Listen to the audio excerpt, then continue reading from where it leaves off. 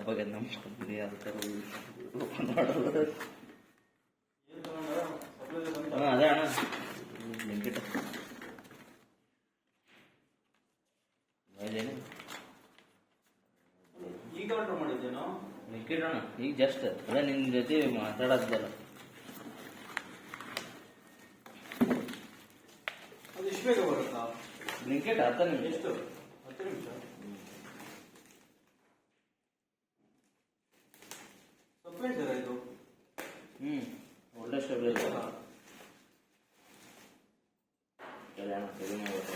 Round shape ಬರ್ತಿತ್ತು. ಅದು ಫ್ರಿಜ್ಜಿಂದೆಲ್ಲ ಅದು ಕಮ್ಮಿ ವೋಲ್ಟೇಜ್ ಹಂಗ ಬರ್ತಾವ. ಅವು ಹಳೇವಿತ್ತು ಅಣ್ಣ, ಈಗೆಲ್ಲ ಬಾಕ್ಸ್. ಈಗಲ್ಲ ಟಿವಿಗೆ ತಾನೇ ಇದು? ಏನೋ ಒಂದೇನಾ?